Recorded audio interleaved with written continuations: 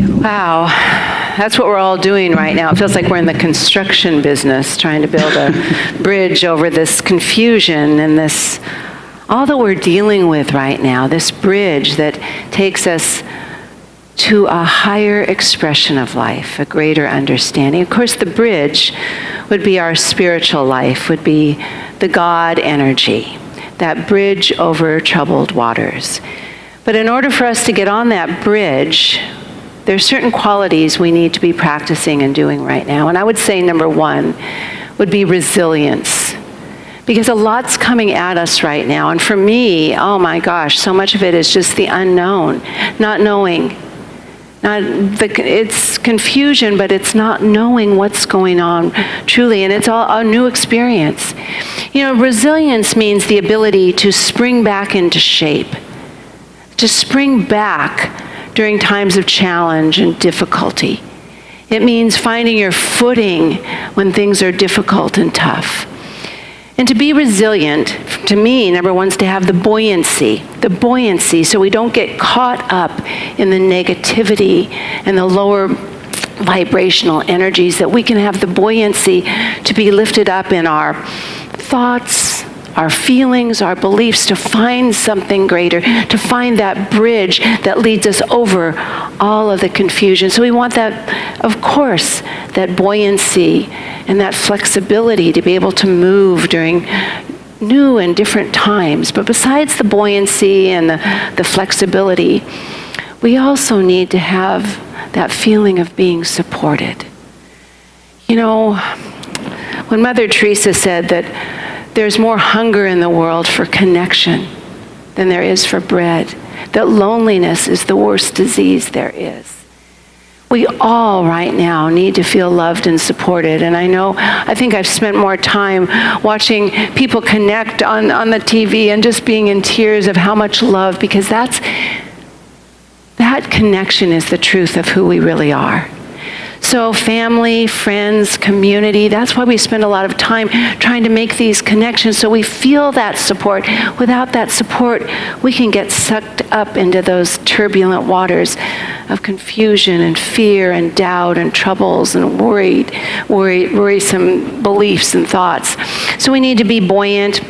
We need to be flexible. We need to feel supported, for sure. And we need self-nurturing, absolutely. This isn't a time, if we're not getting the hint, to work harder. It's a time to rest and nourish ourselves, because along with all the kindness we see in the world right now, which I'm sure you're experiencing too, it's just overwhelming, the heroes, small or large or whatever, that are caring for one another. But we're also seeing a huge divide of separation and anger and hatred.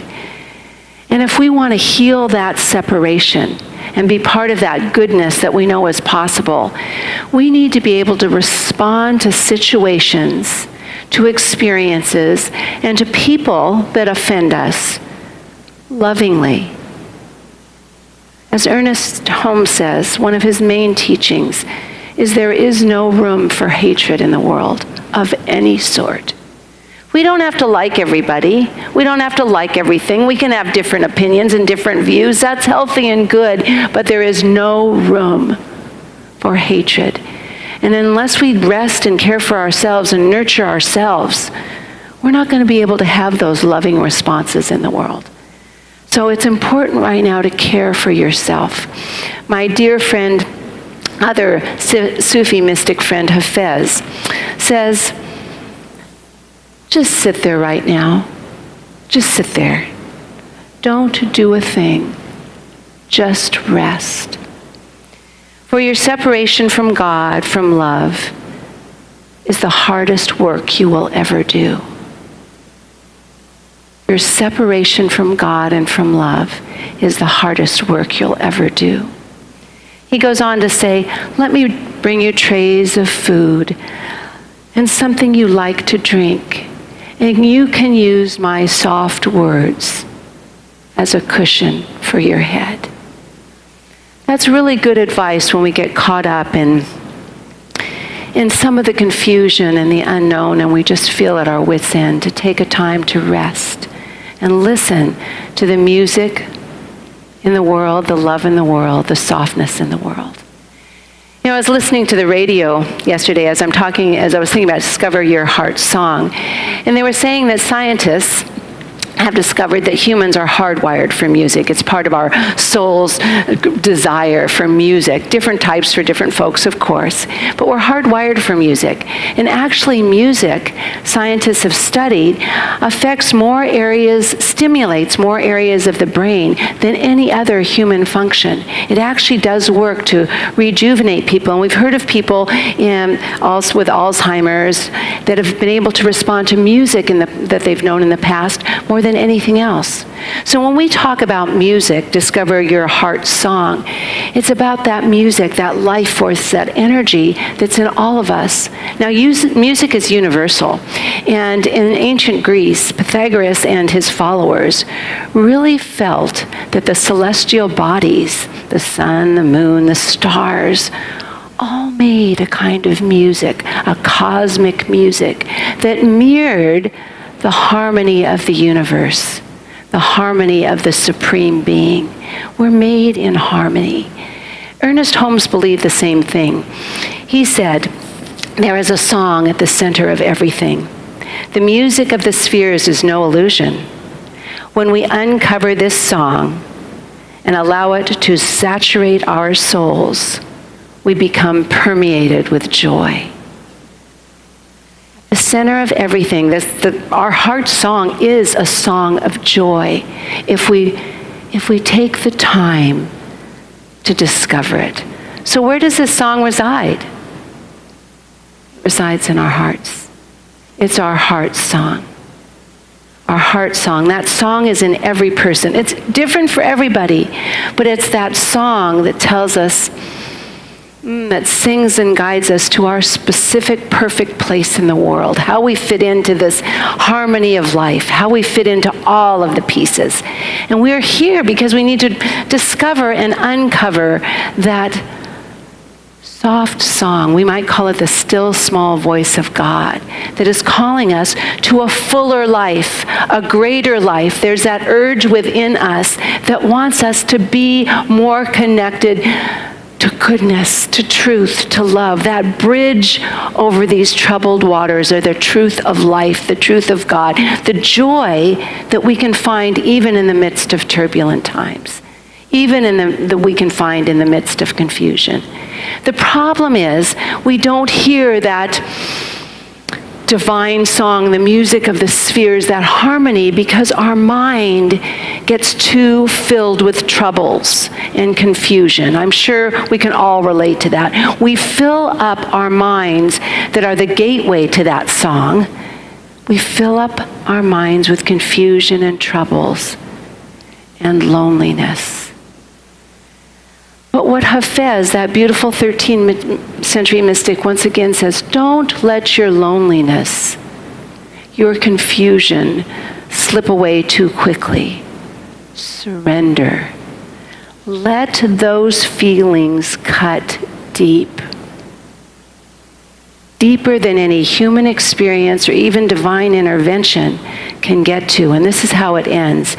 He says, once we let that emotion cut so deeply, we can find something that has been missing in our heart. We can let our eyes soften and our voices become more tender. And we can find that we need God so absolutely clearly. Our need for God just comes up in our minds and hearts. And all of a sudden we can recognize, oh my gosh, I am here for one reason, and that's the mystical journey. The mystical journey starts with, number one, waking up. We have to wake up, first of all. We have to wake up and realize there's something more to life than we're experiencing right now. That's the first step of this mystical journey that allows that song, the mystical song and music, to play within our hearts. Number one, we have to wake up. Number two, we have to do the purgation. We have to purify ourselves. You know, if the heart is where our song is, Proverbs says, as a man thinketh in his heart, so he is. So my question to you is, how's your heart doing right now? You know, if it's pure and unadulterated and simple, the way it's supposed to be. We'll feel that in our outer experience, no matter, we might feel the bumps in life, but we'll feel that there's something more, there's something solid that we're standing on, and something greater that we can experience. But if we have built walls around our hearts with hurt and pain and suffering and difficulty and problems, and we build those walls so strong, then we're not going to be hearing that same guidance and wisdom. But no matter what, and Ernest Holmes says, no matter what is going on in your life, no matter what, if you get quiet and listen, you can hear the tapping on the walls of your heart. It's God. It's the angels wanting something more to be revealed.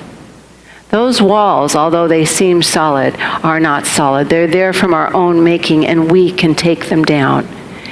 We can take them down and move into a greater experience at any time. How do we do that? We think, okay, fine. We've got the awakening, and we want to clear away these walls from our heart. We want to get through. Well, as my friend Rumi says again, why do you stay in prison when the door is wide open? Well, that's the point. We try to get through the wall instead of going to a higher experience. We don't need to know why we've separated from our truth. We just need to know that there's another way for us. There's a way that we can connect.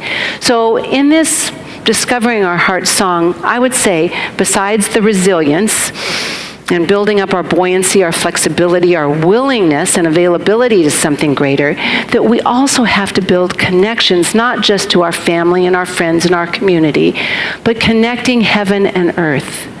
That we are here as spiritual beings having this universal experience, this human experience. That's who we are. We need to build that connection so we remember who we are. When I talked about having loving responses to things, when we remember who we are here as expressions of goodness. We are here as expressions of love, of light. Then we can have loving responses. So we need to build that connection and remember, oh, I am a spiritual being having this human experience for my own good. I have a part to play in the unfolding of life. We can remember that.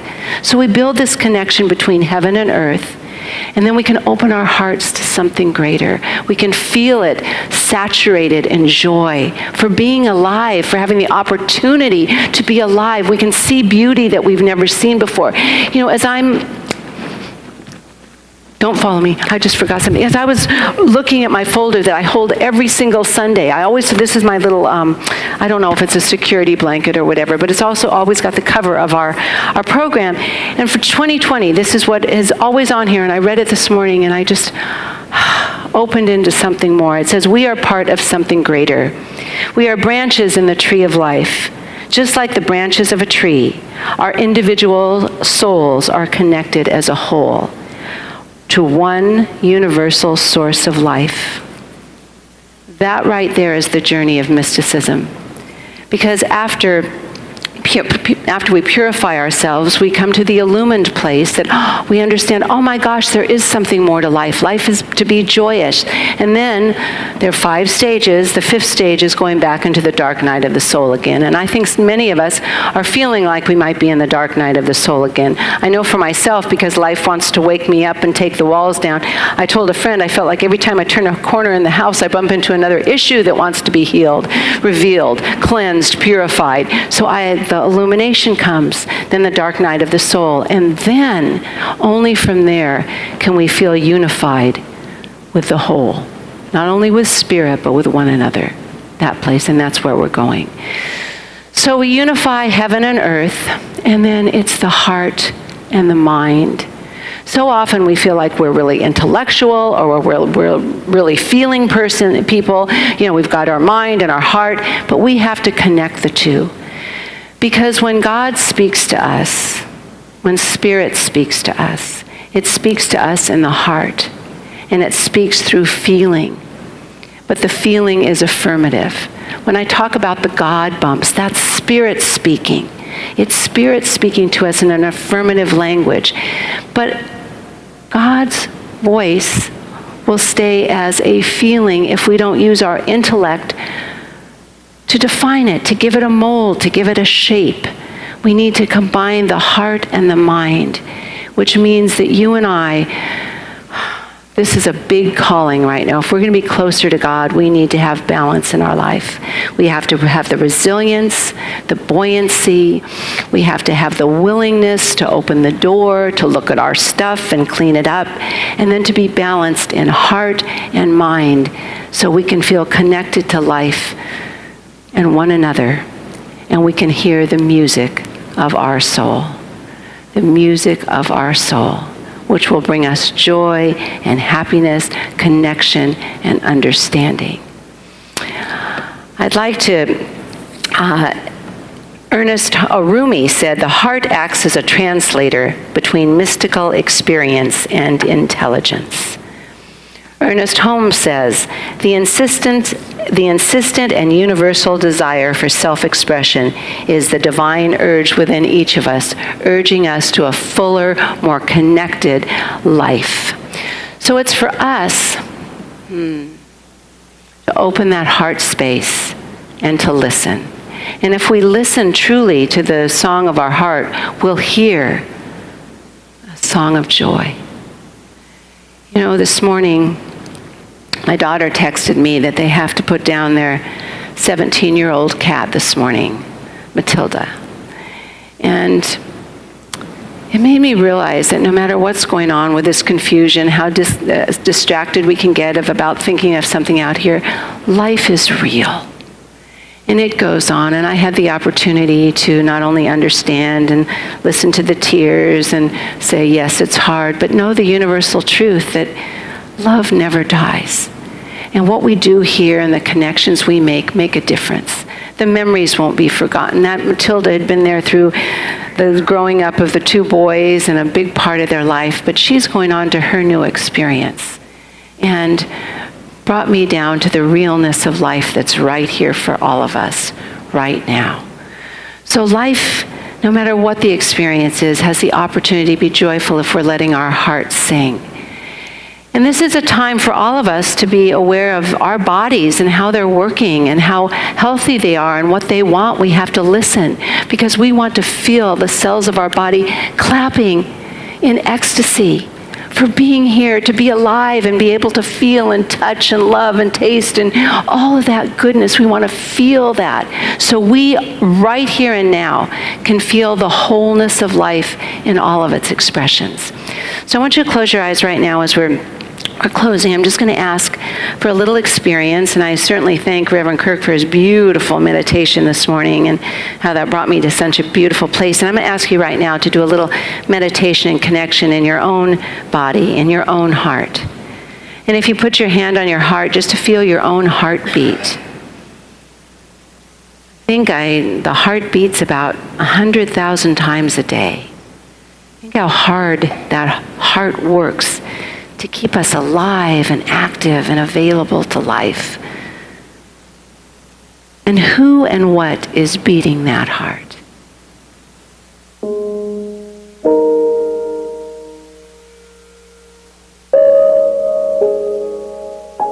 Feel it. It's the life energy. It's the universal intelligence. It's the God source that beats within us, that we may experience this beautiful thing we call life. We have our free will, that means we may choose what we do with this life. Let's allow ourselves to be in alignment with the good that is ever calling to be expressed for a fuller, more joyous life for each and every one of us. And now, as we feel our heart beating, know that this heart beats in the rhythm of the universe, in the music, in alignment with the music of the spheres, of the sun and the moon and the stars. And all of our lives and all of our hearts are beating at the same time. We are here together right now on the planet at this time to learn, to grow, to be connected, to make this world a better place together. We're not here to go back to the same. We're here to wake up, to understand, to be more connected. Take this time to feel that, to know that together we are getting through this better, stronger, more resilient than ever. These hearts are beating at the same time.